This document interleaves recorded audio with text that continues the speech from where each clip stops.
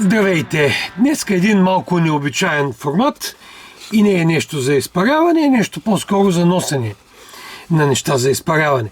Така, искам да ви представя Waterfry, една раничка, която е изключително компактна, река е изключително удобна.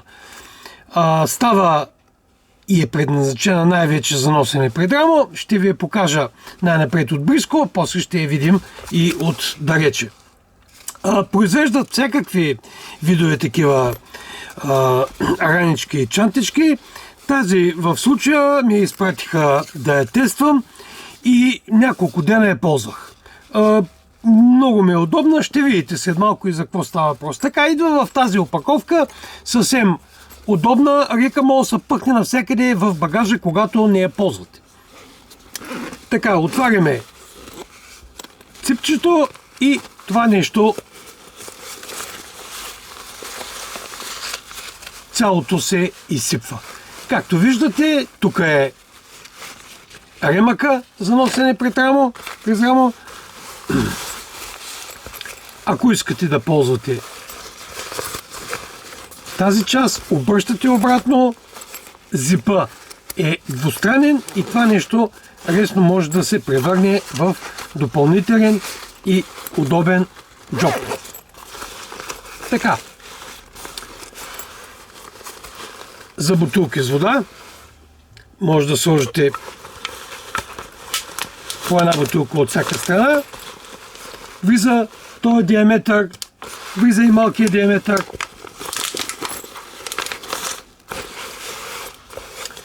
Ето така.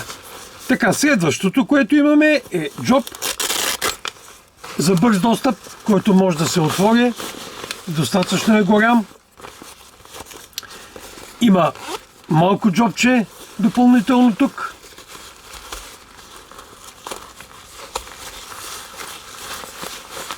Съвсем е малко.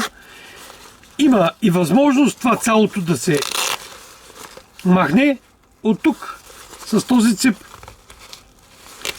и да ползваме удобно и лесно бързия достъп без капак. Ако трябва нещо постоянно се бърка и да се вади.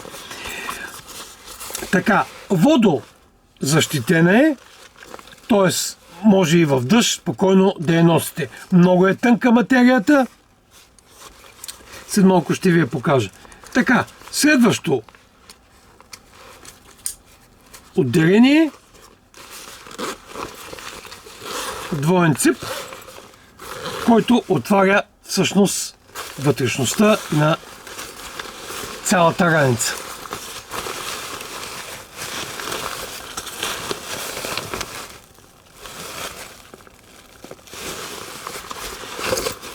Доста обемно ще ви я покажа отвънка, но да ви покажа какви неща мога да вкарвам вътре. Хоп!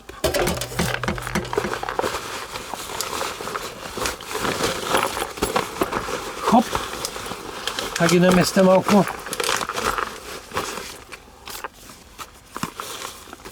Хоп! И това до никъде не е запълнено още. Тук може още неща да се сложат. Така, какво има във вътрешните отделения?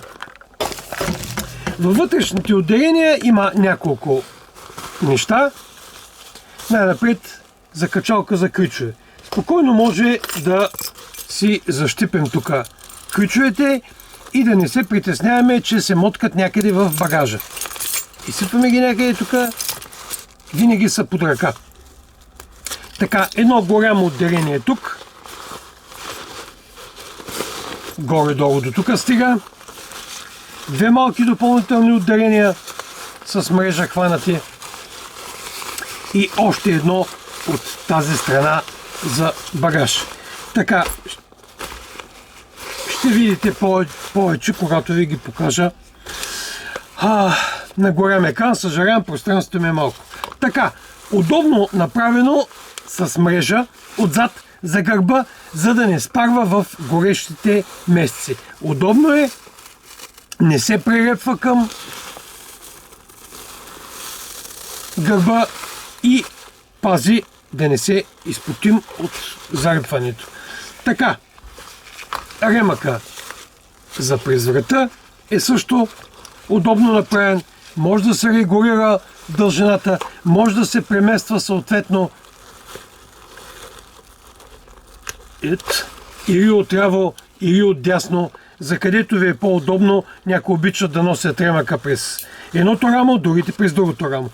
Така, това, което има тук допълнително и това се пада отпред, това е отвор за телефона. Ако искате, може и документи да сложите вътре. Има място достатъчно. Ето едно, второ, паспорти. Това трудно влиза, но по принцип в този джоб могат да се съберат и документите. Документи и телефон, това е най-вече, което ни трябва. Така, сгъването обратно е много бързо и много просто. Ето ще ви покажа. Затваряме джобовете, може и да не ги затваряме. Така, идваме, освобождаваме тази част, която е допълнителна. Обръщаме обратно и накатаваме цялата тази история вътре. Ето.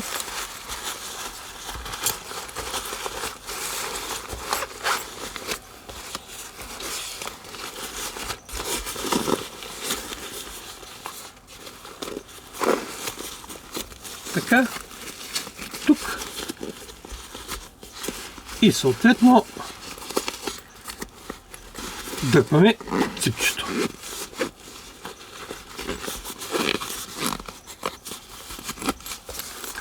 Връщаме се в първоначалния вид на изделието. Леко удобно, хубава материя, обработена, не създава усещането за някакъв нерон фин, създава усещането за хубава водоустойчива материя. Така, сега ще ви покажа и как изглежда в Едарпран. Показвам отблизко как изглеждат нещата. Започваме да я пълним. Ще ви покажа и на мене. Ето е как изглежда.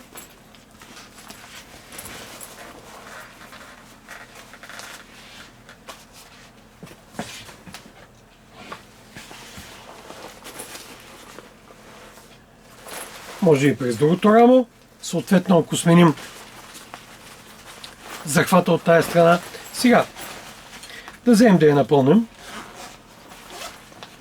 Тук има приготвени един куп неща.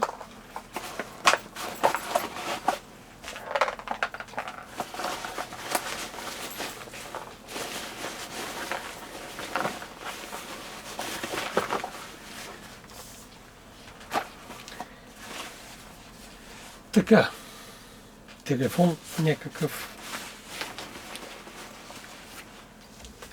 Документите ще ги оставя за по-нататъка. Да речем, тук до някъде е напълнено.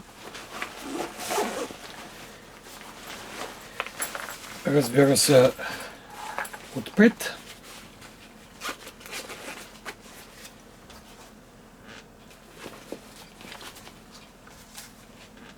Документи.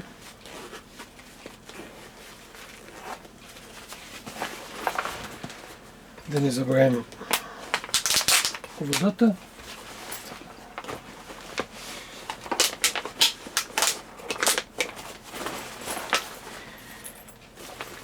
Още един куп неща.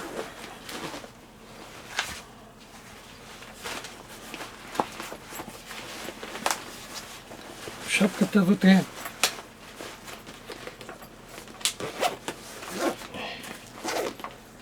Удобно за разкопчаване. Това отделение, допълнителното, малкото отделение тук. Цялата тази маса от неща може да бъде заключена със сигурност, за да не се отвори по време на движение.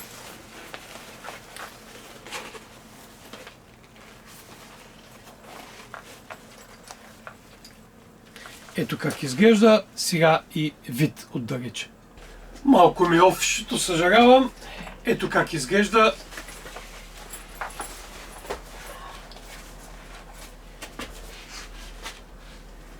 Може, разбира се, тук да бъде отпуснато. Удобно. Чуваме го тук. Телефона е близко.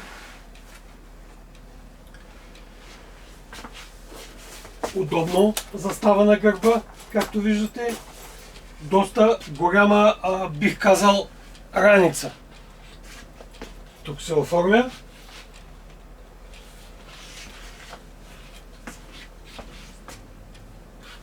Винаги мога да го завъртим. Достъп до шишета, до вода, до багаж, даже без да сваляме раниците и да откопчаваме. Просто с завъртане. Може, разбира се, да го метнем и така на рамо. Ето така стои. Когато трябва бързо да го сваляме и да го махаме. За път, разбира се, с прехвърляне тук. Малка, изключително удобна раница и най-вече, че може да се смачка и да придобие съвсем малък вид на съвсем малък пакет, който може да сложим в другия си багаж. Когато ни трябва, разопаковаме и това нещо цялото се събира вътре. Не знам дали това видео ще ви хареса, но раничката наистина е много удобна.